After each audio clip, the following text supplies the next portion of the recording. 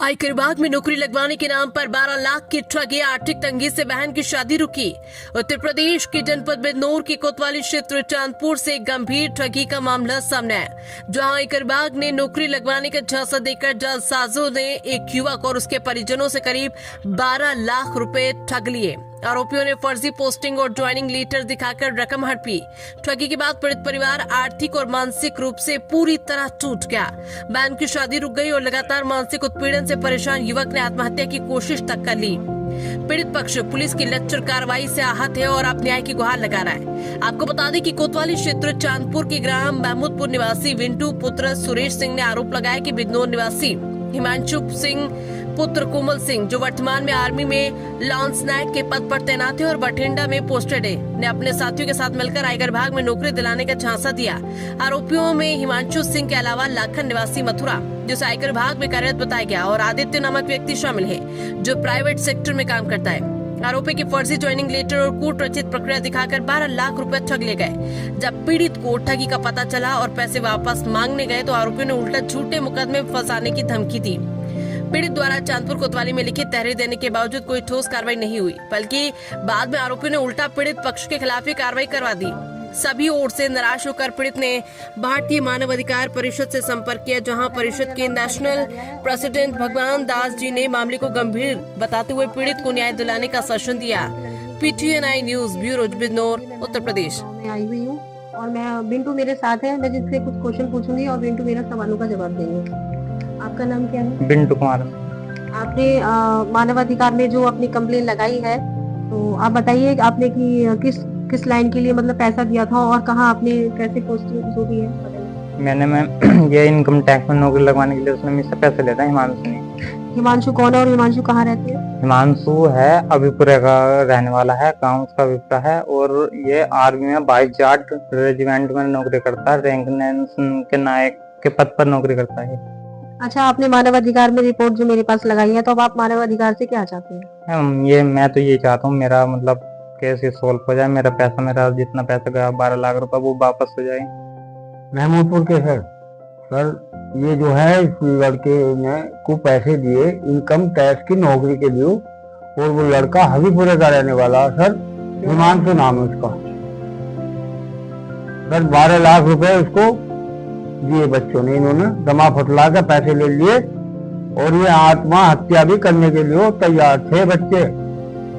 ये मैंने समझा बुझा के इन बच्चों को समझा बुझा के मैंने इन्हें कहा कि खाना उना खाओ, क्यों ठीक है जो होना था हो गया, तो कई बार आत्महत्या करने को तैयार थे बच्चे। कब की बात है, कब पैसे दिया था सर? ये करीबन देखो ये तारीख का तो पता नहीं, लेकिन कम से कम 24 जून से शुरू करा इन्होंने पैसा देना। जो आपने पेमेंट दी थी वो कैश में दे कि ऑनलाइन दे? उसके अकाउंट में दे रहे सर, जो आपने कुछ ऑनलाइन करे इन्होंने। जो पेमेंट आपने दिया उसका कुछ प्रूफ है आपके पास? क्या है? सब स्टेटमेंट है मेरे पास, जो कैश जमा करा उसकी भी रसीद है मेरे पास, और जो मैंने 24 जून को उसको कैश दिया था, जमा कर दिया था, वीडियो है मेरे पास उसकी, और जो उसने मुझे फर्जी चीजें दी है, ज्वाइनिंग लेटर दिया उसने मुझे, ये है इनकम टैक्स का जो फर्जी लेटर दिया मुझे उसने, और ये है जो उसने ऑनलाइन रिपोर्ट मुझे दिखाया था, ये यहाँ पे अच्छी है। ये क्या है? अच्छा, ऑनलाइन जो फॉर्म भरा है? हाँ, ऑनलाइन जो फॉर्म भरा है उन्हें कराते हैं। अच्छा, और उसकी स्टेटमेंट है मेरे पास में। ये टोटल कितना अमाउंट जा चुका आपका? मेरा टोटल गया 12 लाख रुपए। उसके बाद काम नहीं हुआ? काम नहीं हुआ, ये इसने मेरठ के लिए बोला था कि तेरी पोस्टिंग मेरठ में है, और मैंने वहाँ पे मेरठ में भेजा था, ये वो लेटर तो वहाँ फर्जी बताया था इसको। अच्छा, अगर फिर आपने जो काम नहीं हुआ, पेमेंट मांगी, तो फिर क्या बोलता है वो? मैं उसको फोन किया, पहला तो बोल दिया कि हाँ भी कुछ टाइम रुक जा, तेरा पैसा मिल जाएगा, टाइम लगेगा, करोगे ऐसी। उसके बाद में अपने गांव के प्रधान को 2-4 गांव को वो के घर पर लेकर गया, अपने पापा को ले गया था, दादाजी को लेकर गया था मैं। तो वहाँ पे उसने बोला कि जब आगे से पेमेंट आएगा तो ठीक है मैं जब दूंगा, तो उसने कोई फिक्स टाइम नहीं बताया।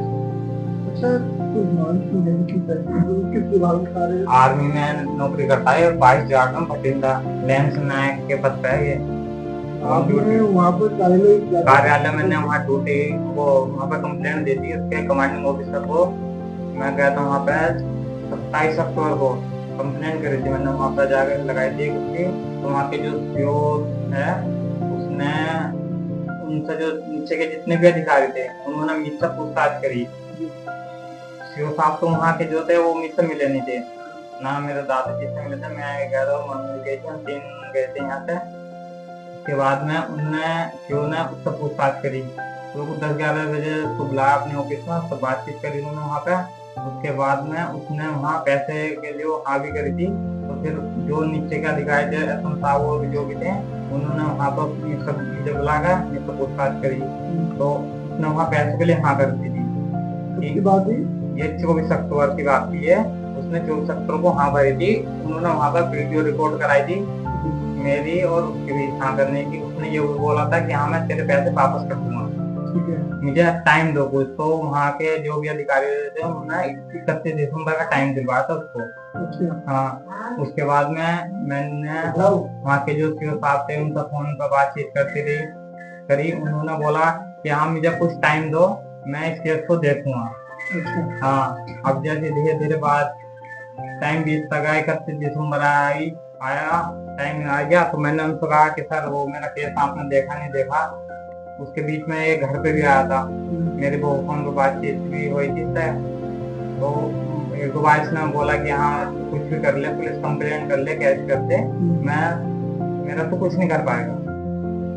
हाँ, तो फिर उसके बाद में हंसा जब छुट्टी लेकर तो 4 दिन उसके बाद वहाँ पहुंच गया ड्यूटी पे। तो सीओ से बात करी इसने, सीओ को मेरे खिलाफ भड़का दिया। तो सीओ ने फिर बात नहीं मानी बिल्कुल भी। सीओ ने बोल दिया कि तू अपने तरीके से देख ले केस को, मैं कुछ नहीं कर सकता। उसके बाद आपने जो पुलिस कार्रवाई करी थी सर, वो पुलिस ने कोई सुनवाई नहीं करी। मैं यहाँ अपने जानपुर थाने में है वहाँ पर गया, उन्होंने मेरी एप्लीकेशन लेकर फेंक दी और दादाजी से बोल चालू करी। उन्होंने सीधा बोला ये भी 27 अक्टूबर की बात है। और उसके बाद में उन्होंने बोला तुम वहाँ पर जाओ कप्तान के पास में। मैं कप्तान साहब के पास गया, बिजनौर एसपी के पास में। उन्होंने बोला तुम जाओ नजीबाद सीओ के पास में। मैं वहाँ पर गया, उन्होंने मेरे से पूछताछ कर उसको बुलाया था, मुझे बुलाया था।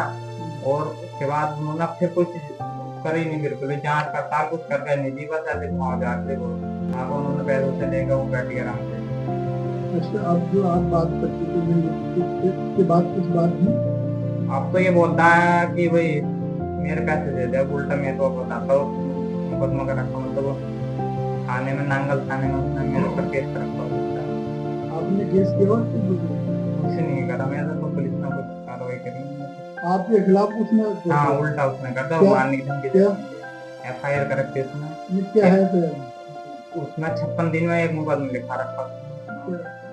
क्या बताया उसमें कि हाँ ये मिलकर 1 लाख नाम का व्यक्ति है जिससे ये मिला हुआ, रिश्तेदार बताता उसमें बताइए इसका रिकॉर्डिंग है मेरे पास उसकी। उसमें कह रहा है कि मेरा उससे ये रिलेशन है, मेरे घर भी आया है। मानस ने जो बात कबूल करी उसने मेरे पास उस चीज की रिकॉर्डिंग भी है। और उसे बोलता है कि हाँ मैं और मेरे भाई को बताता है कि ये मिलो, उसके साथ मिलकर काम करते हैं। हाँ अभी तक कुछ नहीं। आप मीडिया से क्या चाहते हैं? मेरा पैसा वापस हो जाए, मैं ये चाहता हूँ। मेरा पैसा जितना गया 12 लाख रुपए मेरा पैसा मिल जाए।